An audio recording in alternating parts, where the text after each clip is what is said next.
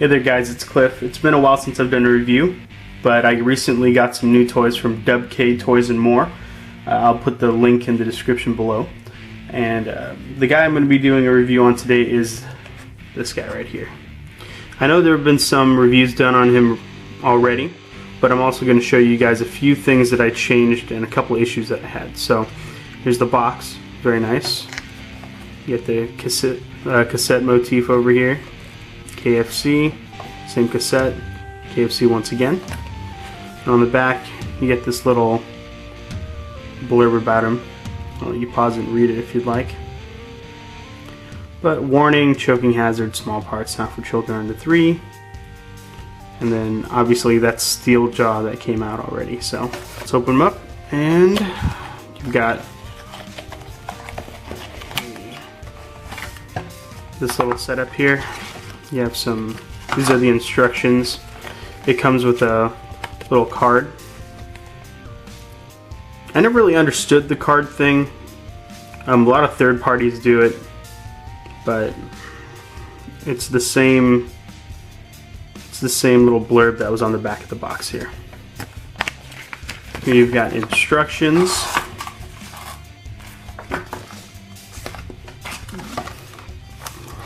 Comes clamshelled like that, which is really nice. You get a little cassette case, which I've tried fitting my Masterpiece cassettes in there from Soundwave, and they all fit, so I guess it works. And here's the figure itself. It comes wrapped in this little bag. Whoops. And you'll see right here, there's Fantasy Club, CST-01. Same thing on this side. And overall, it's pretty nice. It's thicker than the Masterpiece Soundwave cassettes.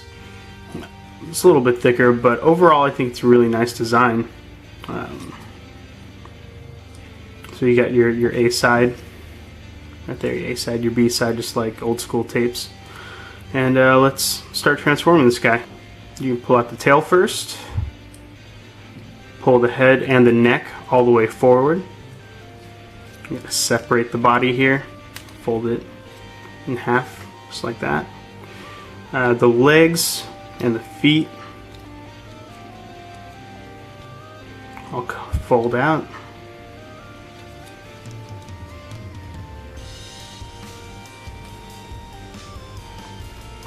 And finally pull this horn out.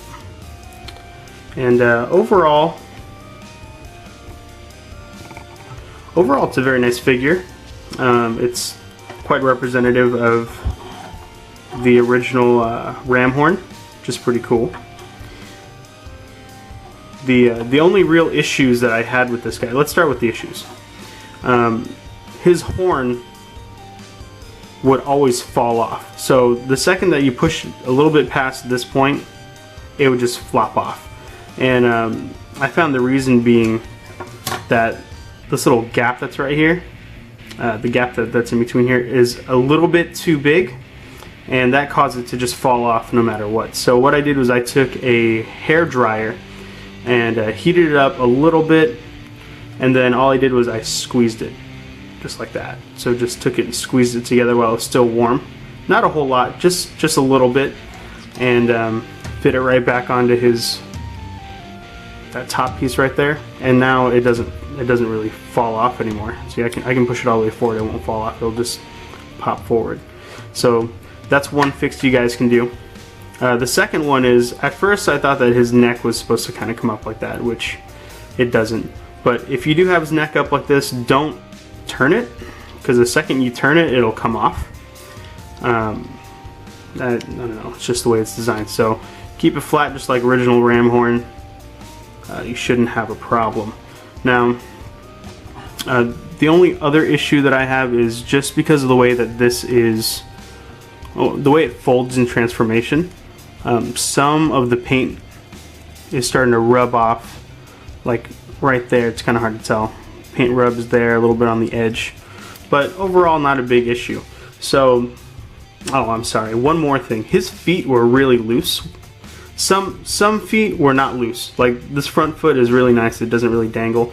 This back piece though, these two back legs, I had to use future floor polish on them to tighten them up a little bit, but overall it's not bad. It's not a bad figure. I'm gonna go grab the G1 figure here. Oh, his tail got tucked in.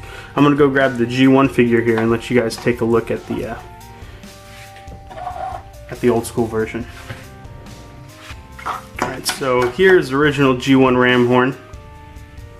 I don't have his weapons. Speaking of which, the weapons are molded on, and they look really nice. Really old school, that gold color. I like it quite a bit. And then on top of that, he has painted eyes, which are nice. And I think that's really all the paint apps that are on him. That's it. So, alright, so let's go to the G1 guy. So here's G1 Rhinohorn. The rub sticker doesn't really work anymore, I guess. Oh, there it goes. Never mind. So, tail, head, feet.